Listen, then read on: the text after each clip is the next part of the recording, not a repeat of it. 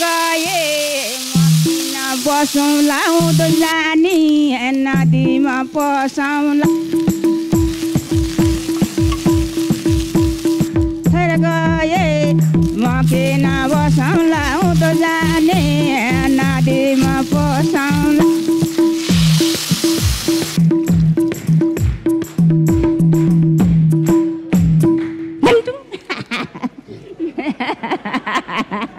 हे गाईको बाछा भिर नभए चढ्दैन म बस्याको पिर मान्न पर्दैन